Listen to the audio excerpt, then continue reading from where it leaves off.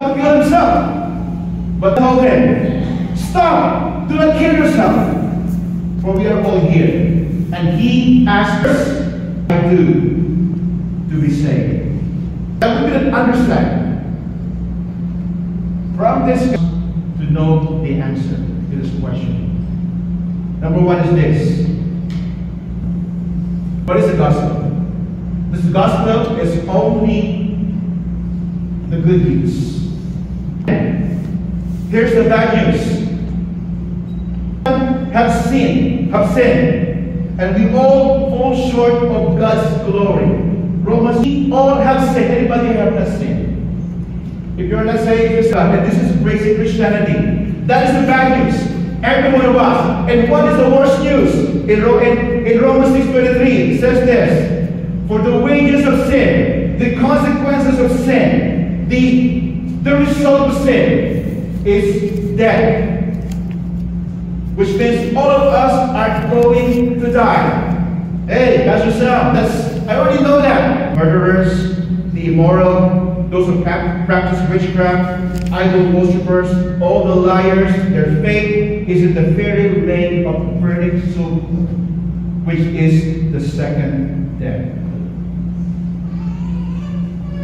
Somebody have said this: the one and only Son, and whosoever believes in him will not perish, but will have this everlasting life. Amen. My friends, that is the good news. Amen. Amen. Amen. And this leads me to my next point. Sirs, the jailer asked, what must I do to be saved? Because hearing the gospel is not enough.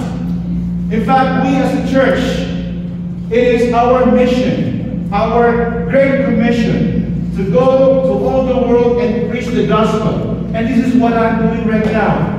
Straight, saying, preaching the good news, that there is hope, that there is life after death, that there is salvation, that there is redemption.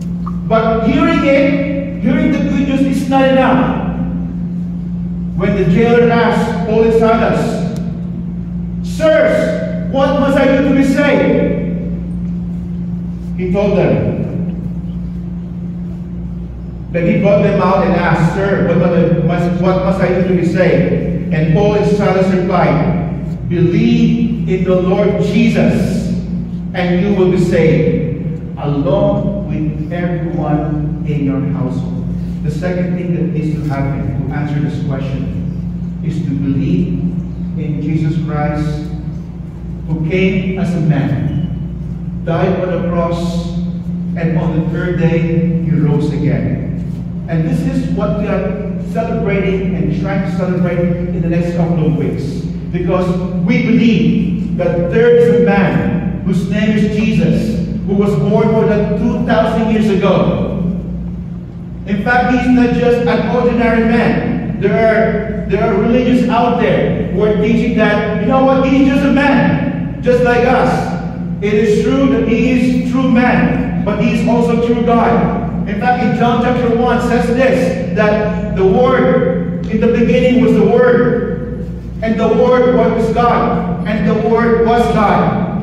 And the Word became flesh and dwelt among us. Somehow, you know, it's just hard to understand. This is the mystery of the Scripture.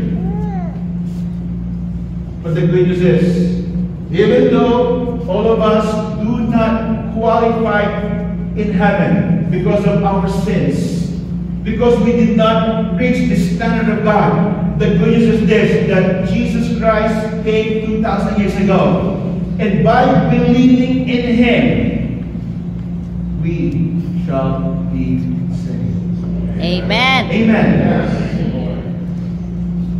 I know for many of us, this is not a breakthrough. This is not a new thing. But I would like to emphasize this. That for us to be saved, we need Jesus Christ. And believing doesn't mean just agreeing, having this intellectual assent to to agree that, yes, I know that he's a historical figure. I know that he came. In fact, the three major religions all agree that he existed. Islam agrees that he's a great prophet. Even Judaism agrees that he lived with us. And Christianity, all of us believe that he lived. But I would like to say this in Romans chapter 10, verse 9 to 10. If you openly declare that Jesus is Lord and believe in your heart that God raised him from the dead, you will be saved.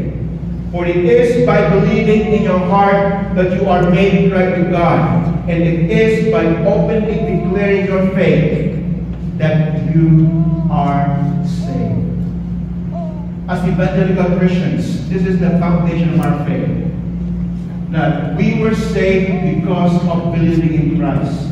In fact, in Ephesians chapter 2, where Paul said this, for it is by grace that you have been saved through faith. This is not from yourselves. It is the gift of God. We cannot buy our salvation. We could not earn our salvation. Our salvation, to be saved, is by believing in Jesus Christ alone. Amen. Amen. Pastor Dwight. It is by grace alone. It is a gift of God. Yes. Amen. Hallelujah.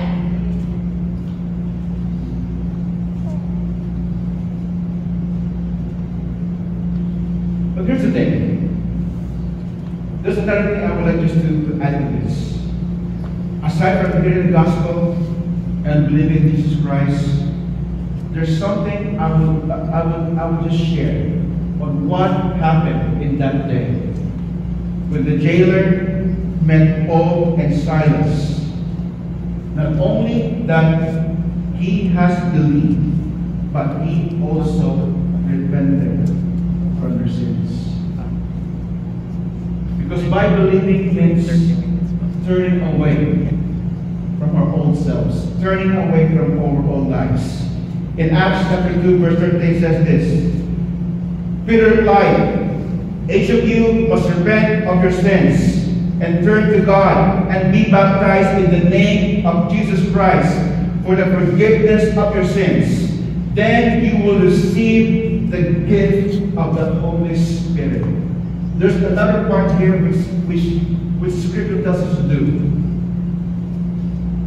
Turn away from our old ways and be baptized. Water baptism itself will not save us, because it is only by believing by faith. But water baptism is our open declaration that we have believed by faith, that we have acknowledged that Jesus Christ became our Lord. Amen. Amen. Water baptism means that we have made this decision to turn around from our old ways and make this commitment to live our lives for God. You know, when I was a young Christian, I became a Christian and believer. I grew up quite religious. I always go to church, you know, whenever there's procession. I would always do those traditional things. But it was in 1988 when I met a girl, it was before Mel, that happens to be a Christian. And right before that, years before that, I've been attending Bible studies at school. You know, my friends would invite me to this small Bible study, and that opened my eyes, opened my understanding of the Scriptures. And I have a lot of questions, because my extended family, my neighbor, I should call this, you know, my grandma, who's it's not really a direct grandma, but you know, a close relatives, that they call themselves the witnesses, the real witnesses that they have witnessed. And And they're so good when it comes to theology. They always often talk about Armageddon. They would always talk about, heaven and hell. They would always talk about the stories of the scriptures. So growing up, they would always pull me over, invite us over, and we would think, and we would talk. We would talk about all of these things. And I have a lot of questions. And I often ask, I really like their theology. It kind of makes sense. They could quote scriptures, from memory, and they could make them, because when people find out that you're a follower of Christ, right now, be ready to die and to live for the faith of what you believe. That's why Paul says this. If you openly declare that Jesus Christ is Lord and believe in your heart that God raised him from the dead, you will be saved. And it is true, getting baptized is our open declaration of our faith, telling before God and before man that I am a follower of Christ. Amen. My point today, and my just main objective, is if you are a Christian, if you have believed that Jesus Christ is your Lord and Savior, but have not openly declared your faith in Christ, this is the time for you to step out from the shadow. This is the time for you to openly say, you know what, I am not afraid. Because the scripture says, those who are trying to save their lives will lose it. But those who are willing to lose their lives will save it. This coming April 20th on our... And he was baptized with him in verse 32. And with all who live in his household, even at that hour of the night, the jailer cared for them and washed their wounds. And then he and everyone in his household were immediately baptized. And in verse 34, he brought them into his house and set a meal before them. Then he and his entire household rejoiced because they all believed in God. Whenever we receive our salvation, whenever we openly declare our faith in Christ, joy results. There is joy in salvation. There is a kind of joy that the world could not give and could not understand. Amen. In the day when I was baptized, I was about 20 years old.